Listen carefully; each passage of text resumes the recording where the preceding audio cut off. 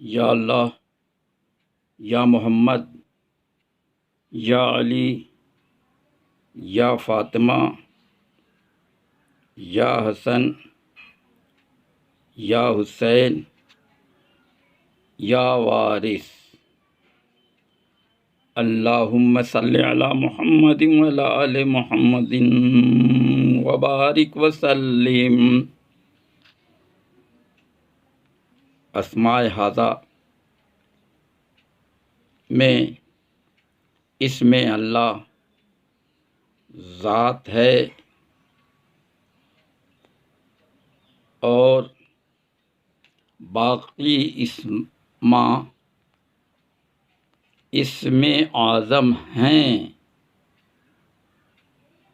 یہ جس کو بتاتے ہیں اس کی طرف متوجہ ہو کر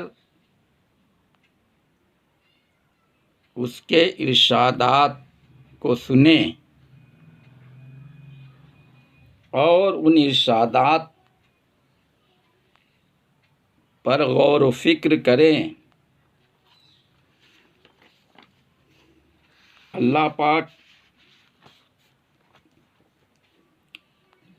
ارشاد فرماتا ہے، لما انزلت الی من خیر فقیر۔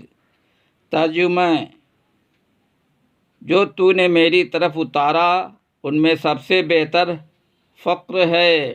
ارشاد نبوی ہے، ان اللہ یحب الفقراء الغنی، یعنی غنی فقراء سے اللہ محبت کرتا ہے۔ حضور صلی اللہ علیہ وسلم نے عرض کیا کہ اے اللہ، تو مجھے مسکین ہی میں زندہ رکھ اور حالت مسکینی میں موت دے، اور میرا حشر مساکین کے ساتھ کر۔ اور آپ صلی اللہ علیہ وسلم نے فرمایا، میرے سینے سے علماء میرے سینے سے ہیں، سادات میری پیٹھ سے ہیں، اور فقراء نور الہی سے ہیں۔ وارث العرش سے پنجتن پاک سید وارث علی شاہ اعظم اللہ ذکرہ علماء، سادات اور فقراء میں اقتداء زمانہ ہیں۔ وارث العرش پنجتن پاک سید حضرت وارث علی شاہ اعظم اللہ ذکرہ کا حسب اور نسب دونوں بے داغ ہے۔ آپ کا سلسلہ نسب بکمال صحت پنجتن پاک تک پہنچتا ہے۔ آپ خود ہی فرماتے ہیں کہ سنا سنا ہم پنجتنی ہیں، اور فرمایا عشق جس کسی کو ملا ہے پنجتن پاک سے ملا ہے، اور فرمایا کہ فقیری بی بی فاطمہ سے ہے، اور حضرت امام حسین علیہ السلام نے یہ فیض جاری کیا، اور فرمایا ہم کو فقیری بی بی فاطمہ سے ملی ہے، اور فرمایا اپنی ہستی کو مٹانا عین فقیری ہے، اور فرمایا سلسلہ فقراء اہل بیت علیہم السلام سے ہے۔ آپ کی ذات نادر الوجود ہستی ہے جو نادرہ اوصاف عشق و فقر سے موصوف ہے۔ اسی لحاظ سے آپ نے فرمایا صبر و رضا کا مرتبہ جس کو ملا ہے اہل بیت کے گھر سے ملا ہے، اور فرمایا تسلیم و رضا اہل بیت کے گھر کی چیز ہے، اور فرمایا حضرت امام حسین علیہ السلام نے ایک رضا معشوق کے لیے تمام خاندان کو میدان کربلا میں شہید کرا دیا۔ کوئی کیا سمجھ سکتا ہے رمز عاشق اور معشوق کو؟ اور فرمایا ہمارا مشرب عشق ہے جس میں انتظام حرام ہے، اور رضائے شاہد حقیقی کے آگے سر تسلیم خم کرنا فرض عین ہے۔ اور فرمایا ہماری منزل عشق ہے جو ہم سے محبت کرے وہ ہمارا ہے۔ حضور انور نے اپنی زبان اور سیرت سے عشق اور فقیری کا تعارف کرایا ہے۔ آپ نے اپنے مریدوں اور فقیروں کی ہدایت کے سلسلے میں یہ ارشاد فرمایا ہے،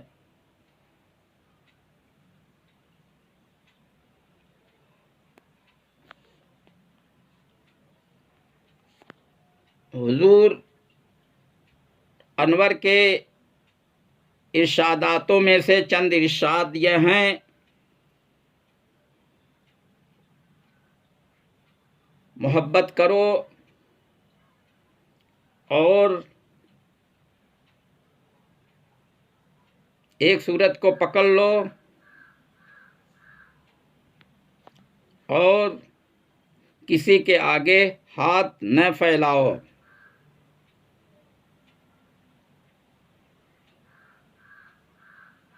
اور حضور انور نے اپنے مریدوں اور فقیروں کی ہدایت کے سلسلے میں جو فرمایا وہ طریقہ وارثیہ کا دستور عمل ہے۔ حضور انور طریقہ وارثیہ کے بانی ہیں۔ آپ نے طریقہ وارثیہ کی بقا کے لیے اپنے ارشادات کے ساتھ اپنے نسبتی لباس کو چھوڑا ہے۔ ان سے عقیدت ہونی چاہیے۔ عقائد طریقہ وارثیہ کا مدار عشق و فقیری پر ہے۔ کمال محبت عشق ہے، جس کی ابتدا محبت ہے اور جس کی انتہا کمال محبت ہے۔ حضور انور نے فرمایا، محبت کرو، اور فرمایا پیر کی محبت مرید کا دین ہے، اور فرمایا ہاتھ پکڑنے سے کیا ہوتا ہے، دل کو پکڑو، اور فرمایا مریدی دل سے ہوتی ہے اور دل مسلمان ہوتا ہے، اور فرمایا شجرہ وغیرہ رسمی چیز ہے، یہاں دل کے شجرے سے کام، اور فرمایا محبت رکھتے ہیں تو مرید ہے، اور فرمایا محبت ہے تو مرید ہے۔ حضرت امام حسین علیہ السلام کی 26ویں پشت سے حضرت سید وارث علی اعظم اللہ ذکرہ کا ظہور ہوا۔ جس طرح سے حضرت امام حسین علیہ السلام کی ذات میں ولایت اور فقیری یکجاں ہے، اسی طرح سے حضرت سید وارث علی اعظم اللہ ذکرہ کی ذات انور میں ولایت اور فقیری یکجاں ہے۔ آپ کی ذات انور سے عشق و محبت کے چشمے رواں دواں ہیں، ان سے وہی سیراب ہوتے ہیں جو ان سے منسلک ہیں۔ سلسلہ عشق حضرات پنجتن پاک سے جاری ہے۔ اس سلسلے کے فقیر اور مجدد حضور انور وارث پاک ہیں۔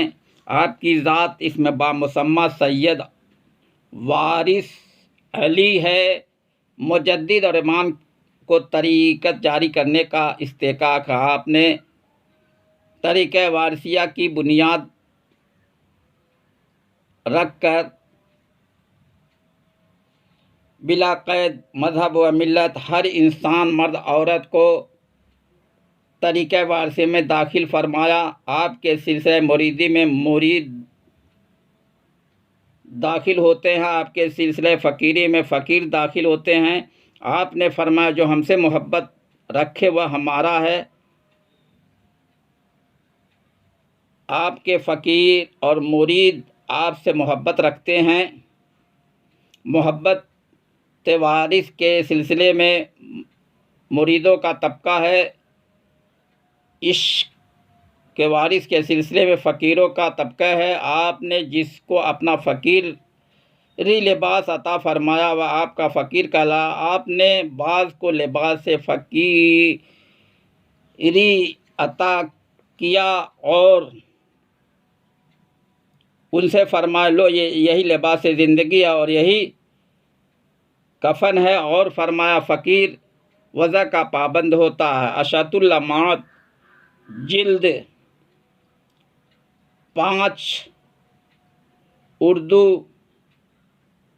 صفحہ 577 میں مذکور ہے کہ رسول اللہ صلی اللہ علیہ وسلم نے فرمایا جس نے کسی قوم کی مشابہت اختیار کی وہ ان میں سے ہے طبقہ فقراء وارثی اپنے پیشوائے برحق کے لباس میں ملبوس شبیہ وارث ہیں۔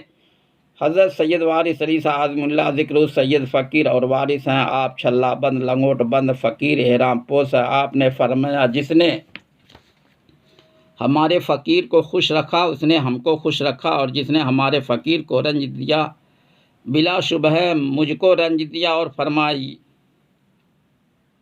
یہ ہاتھ و ہاتھ ایک ہیں، انہی لحاظ سے آپ کے فقیر مجاز بیعت ہیں۔ حضور انور نے فقیرانہ زندگی بسر کیا، آپ کا طریقہ الفقر فخری ہے۔ طریقہ زندگی سے انسان کی پہچان ہوتی ہے، انسان میں ایک سے بڑھ کر ایک انسان ہیں، ان میں مرشد، فقیر، پیر، صوفی، سنت، مہنت، سنیاسی، بیراگی وغیرہ ہیں۔ وہ اپنی اپنی طریقہ زندگی سے پہچانے گئے ہیں۔ انسان کی ہدایت کے لیے ہی ہادیان حق کا سلسلہ جاری ہے، یہ سلسلہ روز ازل سے قائم ہے، جو نہ بند ہوا اور نہ کبھی بند ہو سکتا ہے۔ انسانی لباس میں روح اور نور کی آمد کا سلسلہ جاری و ساری ہے۔ عرفان روح عرفان رب ہے۔ حضور انور نے فرمایا جو رب ہے وہی رام ہے، اور فرمایا سینے میں جو سانس چلتی ہے یہی ذات ہے، بس تصدیق مشکل ہے۔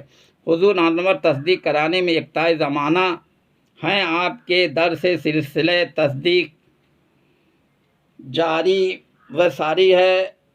حضور انور کی ذات محمود صفات عین نور اللہ اور عین نور محمد صلی اللہ علیہ وسلم ہے، جو انسانی لباس میں تشریف لائے اور انسان کی ہدایت فرمائی۔ خصوصاً آپ نے نور کی طرف ہدایت فرمائی، آپ کی یہ ہدایت کا سلسلہ جاری و ساری ہے۔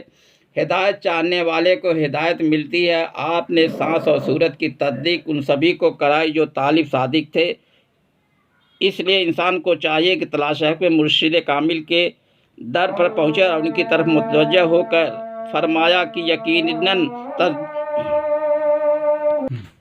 انسان کو چاہیے کہ تلاش حق میں مرشد کامل کے در پر پہنچے اور ان کی طرف متوجہ ہو کر فریاد کرے، یقیناً تصدیق کی دولت سے مالا مال کیا جائے گا۔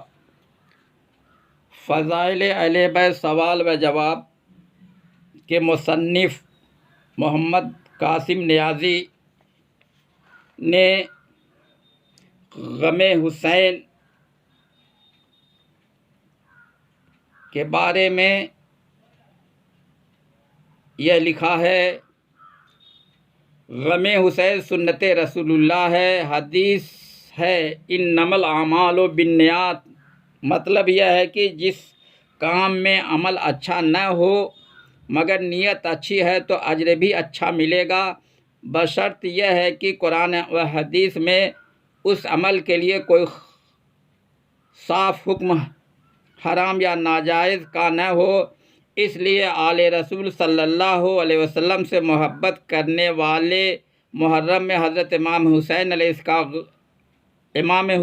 السلام کا غم مناتے ہیں، شبیہ روضہ امام حسین بناتے ہیں اور اس کو چوم کر اس کے سامنے کھڑے ہو کر حضرت امام علیہ السلام کو پرسا دیتے ہیں کہ یا امام ہم آپ کے در تک نہیں پہنچ سکتے، اسی طرح سے ہمارا پرسہ قبول فرمائیں اور ہم کو بھی اپنے غم میں شریک فرما لیں، کیونکہ دنیا کا قاعدہ ہے کہ جب کسی کے گھر میں کوئی غمی ہو جاتی ہے تو اس کے عزیز اور رشتہ دار غمی کے گھر پر پرسہ کو جاتے ہیں، جس سے مقصد غم زدہ گھر والوں کے غم میں شریک ہونا ہوتا ہے، اور اس بات کا بھی اظہار ہوتا ہے کہ یہ لوگ غم زدہ لوگوں کے عزیز اور رشتہ دار ہیں یا چاہنے والے ہیں۔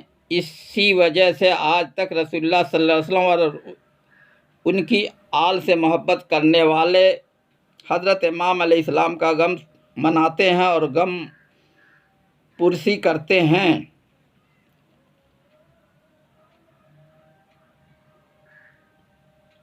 ایک حدیث پاک پیش کرتا ہوں، ابن ماجہ صفحہ 13 میں ہے کہ رسول اللہ صلی اللہ علیہ وسلم نے فرمایا کہ قسم کسی شخص کے دل میں اس وقت تک ایمان نہیں آ سکتا جب تک کہ میرے اہل بیت سے اللہ کے لیے اور میری قرابت کی وجہ سے محبت نہ رکھے۔ بہت سی حدیثیں اسی مضمون کی ہیں جن کا خلاصہ یہ ہے کہ صرف ایمان والا یعنی مومن ہی آل محمد سے محبت کر سکتا ہے، ہر ایک نہیں۔ ماہنامہ اعلیٰ حضرت میں مولوی احمد رضا خاں صاحب بریلوی کی ایک تحریر شائع ہوئی ہے جس میں انہوں نے شبیہ روضہ حسین یعنی تعزیہ بنانے کو جائز لکھا ہے، جبکہ بنانا جائز ہے۔ جب بنانا جائز ہے تو اس کی زیارت کرنا یا زیارت کروانا اور زیارت کروانے کے لیے جلوس کی شکل میں نکالنا کس طرح ناجائز ہوا؟ غم حسین کے بارے میں کچھ لوگ کہتے ہیں کہ حضرت امام حسین علیہ السلام تو شہید ہیں اور شہید مرتے نہیں ہیں، اس لیے غم نہیں کرنا چاہیے۔ تو حضرات بے شک وہ زندہ ہیں، ان کے زندہ ہونے میں کسی کو شک ہے، بلکہ زندہ تو وہ بھی رہتا ہے جو ان کی محبت میں مر جاتا، جیسا کہ حدیث پاک میں ہے، جو میرے اہل بیت کی محبت میں مرا وہ شہید ہوا۔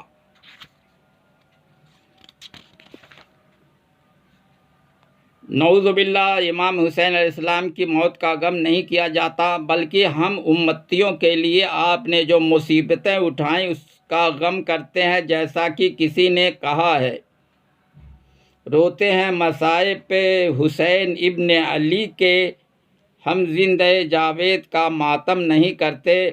اگر کربلا کا واقعہ غم کی بات نہیں ہوتی تو جبرائیل علیہ السلام رسول اللہ صلی اللہ علیہ وسلم کو حضرت امام حسین علیہ السلام کی شہادت کی خبر دے کر تعزیت نہیں کرتے، اور خود رسول اللہ صلی اللہ علیہ وسلم آپ کی شہادت کی خبر سن کر آپ دیدہ نہیں ہوتے۔ بہت سی احادیث اس بات کی گواہ ہے کہ جب رسول اللہ صلی اللہ علیہ وسلم نے حضرت امام کی شہادت کا ذکر کیا، آپ کے آنسو بہنے لگے اور آپ غمگین ہوئے۔ میرا ایک شعر اسی بات کی طرف اشارہ کرتا ہے، ہیں رسول اللہ غمخوار حسین اس لیے ہم ہیں عزادار حسین۔ اس طرح حضرت امام کا غم کرنا رسول اللہ صلی اللہ علیہ وسلم کی سنت ہے، اور جو یہ اعتراض ہے کہ محرم میں لوگ غلط اور ناجائز حرکتیں کرتے ہیں تو یہ ہر ایک کا اپنا ذاتی فعل ہے۔ ابن ماجہ صفحہ 13، رسول خدا کا فرمان ہے کہ اللہ کی قسم کسی شخص کے دل میں اس وقت تک ایمان نہیں آ سکتا جب تک کہ میرے اہل بیت سے اللہ کے لیے میری قرابت کی وجہ سے محبت نہ رکھے۔ کنز الاموال میں رسول اللہ صلی اللہ علیہ وسلم کا فرمان ہے، اساس الاسلام حبی و حب اہل بیتی، اسلام کی بنیاد میری محبت اور میرے اہل بیت کی محبت ہے۔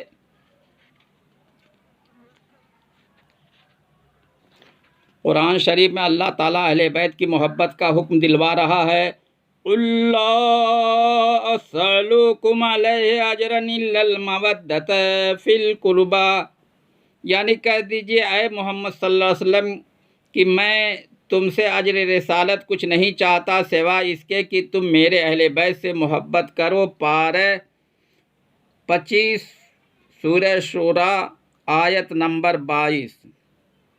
مطلب یہ ہے کہ میں نے تم کو دین اسلام کی دولت عطا فرما کر جو احسان کیا اس کے بدلے میں صرف اپنے اہل بیت کی محبت چاہتا ہوں۔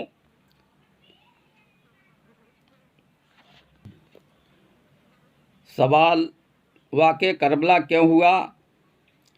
حضرت امام حسین علیہ السلام کی شہادت کیوں ہوئی؟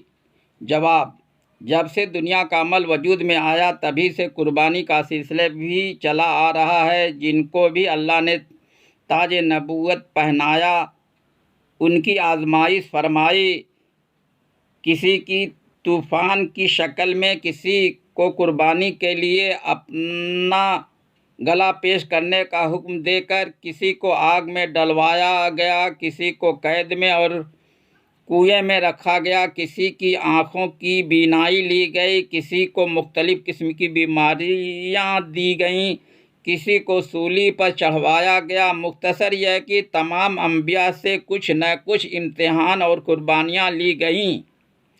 اس کا ایک مقصد تو ہر نبی کی امت کے لوگوں کو اس نبی کی عظمت دکھانا تھی۔ اس کے علاوہ اور بہت سی وجوہات تھیں، لیکن تمام انبیاء کی قربانیاں مقبول تھیں، مکمل نہیں تھیں، کیونکہ سب کو کچھ عرصہ آزمائش میں رکھا گیا۔ اس کے بعد ان کو اس آزمائش سے نجات بھی دے دی گئی، مگر ہمارے سرکار سردار انبیاء احمد مجتبی محمد مصطفیٰ صلی اللہ علیہ وسلم کی قربانی مقبول بھی تھی اور مکمل بھی۔ اس طرح اللہ تعالیٰ کو سردار انبیاء میں اور دوسرے انبیاء میں فرق بھی دکھانا مقصود تھا۔ انبیاء سب کچھ نہ کچھ دیتے رہے ہیں، امتحان ہے مگر کرب و بلا کا واقعہ سب سے الگ۔ حضرت امام حسین علیہ السلام کی شہادت اصل میں رسول خدا صلی اللہ علیہ وسلم کی ہی قربانی ہے۔ بہت سی احادیث میں ہے جن سے رسول خدا صلی اللہ علیہ وسلم حضرت امام حسین علیہ السلام کی عینیت ظاہر ہوتی ہے، اور اس بات کی بھی تصدیق ہوتی ہے کہ حضرت امام حسین علیہ السلام کا انتخاب اس امتحان کے لیے پہلے سے ہی کر لیا گیا تھا۔ تصدیق کے لیے احادیث بطور ثبوت احادیث رسول پیش ہیں۔ فرمایا رسول خدا صلی اللہ علیہ وسلم نے کہ جس نے حسین کو ایذا دی اس نے مجھے ایذا دی، جو حسین کا دشمن وہ میرا دشمن، جس کو حسین سے کوئی واسطہ نہیں اس کو مجھ سے کوئی واسطہ نہیں۔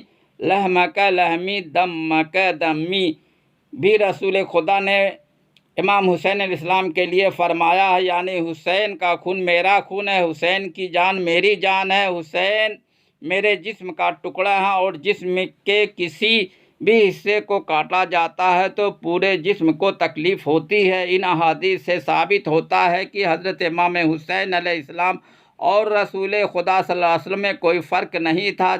جس طرح پھول کے کئی اجزاء ہوتے ہیں اور ہر چیز کا نام الگ الگ ہوتا ہے، مگر پھول کے کسی بھی جس کو نقصان پہنچتا ہے تو وہ نقصان پھول ہی کا ہوتا ہے، لہذا متفق طور پر حضرت امام حسین علیہ السلام کی قربانی رسول خدا صلی اللہ علیہ وسلم کی ہی قربانی ہے، جیسا کہ محبوب حق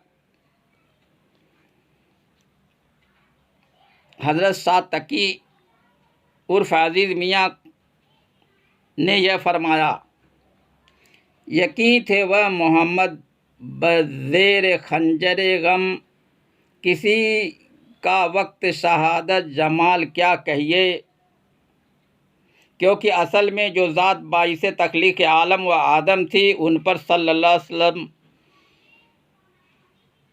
اگر تلوار چل جاتی تو یہ عالم تہو بالا ہو جاتا، زمین و آسمان اپنی جگہ پر قائم نہیں رہ سکتے تھے، قیامت برپا ہو جاتی، کچھ بھی باقی نہیں رہتا۔ جب دنیا ہی ختم ہو جاتی تو قربانی کا مقصد بھی ختم ہو جاتا، کس کو ہدایت کی جاتی اور کون ہدایت حاصل کرتا۔ اس لیے ایسی ذات کا انتخاب کیا گیا جو عین نور محمد صلی اللہ علیہ وسلم ہو، جس کا خون محمد صلی اللہ علیہ وسلم کا خون ہو، جس کی تکلیف محمد صلی اللہ علیہ وسلم کی تکلیف ہو۔ حسین منی وانا من حسین، حسین مجھ سے اور میں حسین سے ہوں۔ اس حدیث پر ذرا غور کریں، کوئی کسی سے محبت کرتا ہے تو یہ کہتا ہے یہ میرا ہے، میری جان ہے، میرے دل کا ٹکڑا وغیرہ وغیرہ، مگر چاہیے کتنی ہی محبت ہو، کبھی کوئی یہ نہیں کہتا یہ مجھ سے اور میں اس سے ہوں۔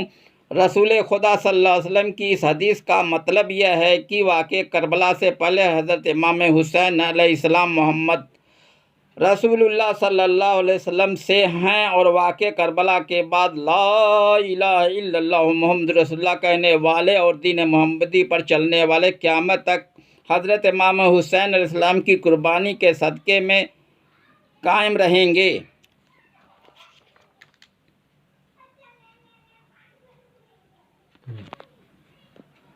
غم کا تعلق محبت سے ہوتا ہے، اگر کوئی کسی سے محبت کرتا ہے تو اس کی تکلیف سے اس کی تکلیف ہونا، اس کے غم سے غمزدہ ہونا فطری اور ضروری ہے۔ حضرت امام حسین علیہ السلام سے سب سے پہلے اور سب سے زیادہ محبت کرنے والے اللہ اور اس رسول اللہ صلی اللہ علیہ وسلم ہیں۔ اس لیے حضرت امام حسین علیہ السلام کی شہادت کا غم بھی سب سے پہلے اللہ اور رسول اللہ صلی اللہ علیہ وسلم نے کیا۔ جب حضرت امام حسین علیہ السلام پیدا ہوئے اس وقت جبرائیل علیہ السلام نے رسول خدا صلی اللہ علیہ وسلم کو اللہ کی طرف سے حضرت امام حسین علیہ السلام کے پیدا ہونے کی خبر دے کر مبارکباد دی اور اسی وقت شہادت کی خبر دے کر تعزیت کی۔ رسول اللہ صلی اللہ علیہ وسلم نے جب حضرت امام حسین علیہ السلام کی شہادت کی خبر سنی تو آپ غمزدہ ہوئے اور آپ نے یہ خبر حضرت علی علیہ السلام اور حضرت بی بی سیدہ فاطمہ کو دی۔ آپ دونوں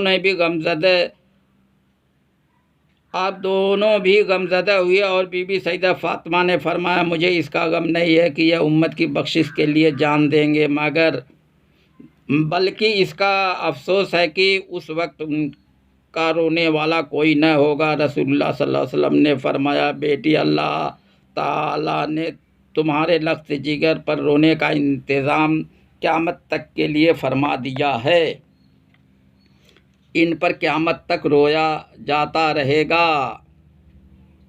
رسول خدا صلی اللہ علیہ وسلم نے حضرت بی بی ام سلمہ کو کربلا کی مٹی دی تھی جو آپ کو جبرائیل علیہ السلام نے دی تھی، اور رسول اللہ صلی اللہ علیہ وسلم نے حضرت ام سلمہ رضی اللہ عنہما سے فرمایا تھا کہ یہ مٹی جب خون کے رنگ کی ہو جائے تو سمجھنا حسین شہید ہو گئے۔ حضرت بی بی ام سلمہ رضی اللہ عنہما فرماتی ہیں کہ جس روز حضرت امام حسین علیہ السلام شہید ہوئے ہیں اس دوپہر کو مدینہ میں سو رہی تھی، میں نے دیکھا رسول خدا صلی اللہ علیہ وسلم تشریف لائے ہیں اور اس طرح کہ آپ کے بال اور کپڑے خاک آلودہ ہیں اور کپڑوں پر خون کے چھینٹے پڑے ہوئے ہیں اور آنکھوں سے آنسو بہہ رہے ہیں۔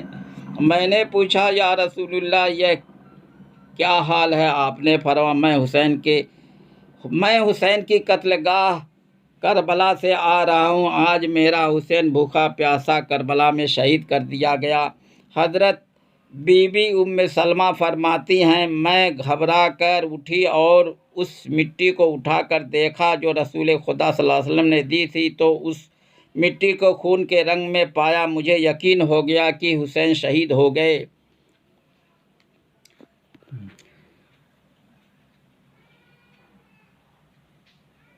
حضرت امام زین العابدین علیہ السلام واقع کربلا کے بعد تقریباً 40 سال حیات رہے، مگر کبھی کسی نے انہیں مسکراتے نہیں دیکھا۔ دنیا میں سب سے زیادہ رونے والوں میں حضرت آدم، حضرت یعقوب اور حضرت زین العابدین ہیں۔ حضرت امام کے خاندان میں جو بیویاں تھیں ان کے بھی غم کا تقریباً یہی حال رہا۔ تمام اولیاء اللہ کے واقعات اور کلام سے معلوم ہوتا ہے کہ وہ ہر لمحہ محمد رسول اللہ صلی اللہ علیہ وسلم و آل محمد صلی اللہ علیہ وسلم کی یاد میں ان کے غم میں ڈوبے رہتے تھے۔ رسول و اہل بیت رسول کا نام ہی ان کی آہوزاری کا سبب بن جاتا تھا۔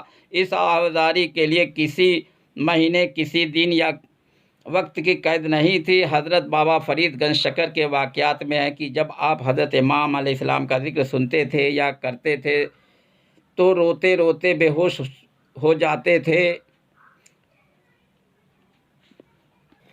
ایام عشرہ محرم میں حضور شہنشاہ عالم پناہ کے چہرہ انور سے غمی کے آثار نمایاں ہوتے تھے اور آپ فرماتے تھے کہ ہمارے دادا کو مقتل میں جانے کا وقت آ رہا ہے۔ حضور انور مرثیہ بھی سنتے تھے اور اکثر یہ مصرع کہتے تھے جب مشک بھر کر نہر سے عباس غازی گھر چلے، سورہ حج 17 پارہ آیت 31 میں عربی متن کا ترجمہ یہ ہے جو لوگ اللہ کی نشانیاں اور یادگاروں کا اہتمام کرتے ہیں، یہ فعل ان کے دلوں کا تقویٰ کہلاتا ہے۔ تفاسیر اور احادیث میں لکھا ہے کہ ہر وہ چیز شاعر اللہ یعنی اللہ کی نشانی اور اس کی یادگار میں داخل ہے جس کو دیکھ کر اللہ اور اس رسول اللہ صلی اللہ علیہ وسلم اور اللہ والے یاد آئیں۔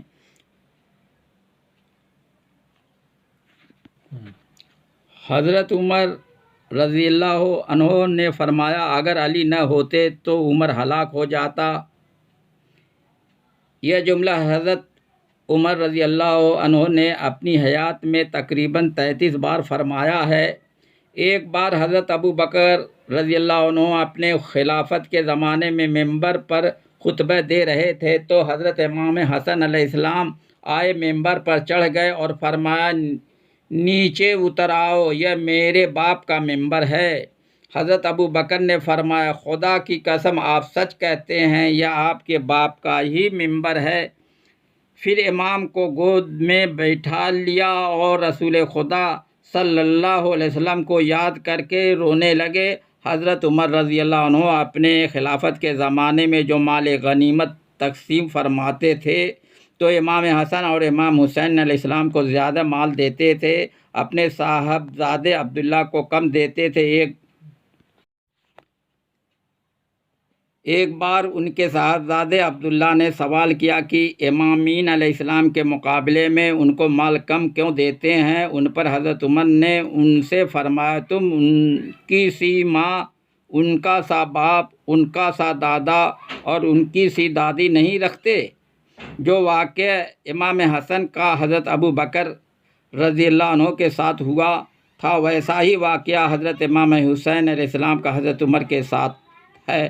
حضرت عمر بھی اپنے خلافت کے زمانے میں ممبر پر خطبہ دے رہے تھے کہ امام حسین علیہ السلام تشریف لائے اور فرمایا، اس پر سے اتر جاؤ، یہ میرے باپ کا ممبر ہے اور اپنے باپ کے ممبر پر جا کر بیٹھو۔ حضرت عمر رضی اللہ عنہ نے فرمایا، بے شک یہ آپ کے باپ کا ممبر ہے اور میرے باپ کا کوئی ممبر نہیں، اور حضرت امام حسین علیہ السلام کو اٹھا کر گھر لے آئے اور اپنے صاحبزادے عبداللہ سے فرمایا، ان سے میری غلامی کی سند لکھوا لینا اور میری قبر میں رکھ دینا۔ تعزیہ داری علماء ظاہر اور علماء باطن میں فرق بتاتی رہی ہے اور فرق بتاتی رہے گی۔ صدیوں سے علماء ظاہر تعزیہ داری کی مخالفت کرتے رہے ہیں اور علماء باطن یعنی اہل حق اولیاء اللہ تعزیہ داری کو اجر عظیم اور دونوں جہاں میں سرخ روئی کا ذریعہ مانتے رہے ہیں۔ اس لیے خوش قسمتی سے جو حضرات اولیاء اللہ سے وابستہ ہیں ان کے لیے تعزیہ داری اور یاد غم حسین ایمان کی جان اور ایمان کی پہچان ہیں۔ یہ اختلاف منافق اور مومن کی پہچان بتانے کے لیے قیامت تک قائم رہے گا۔ اس لیے عزاداران حسین سے گزارش ہے کہ وہ تعزیہ داری کی مخالفت کرنے والے سے نہ گھبرائیں اور نہ ہی پریشان ہوں، اور یہ یاد رکھیں، یہ منافقین عزاداری کو روکنے کے لیے قیامت تک طرح طرح کی دلیل پیش کرتے رہیں گے۔ توفیق الہی سے اہل ایمان اور زیادہ شدت سے عزاداری کرتے رہیں گے۔ یا حسین یا حسین یا حسین یا وارث یا وارث یا وارث۔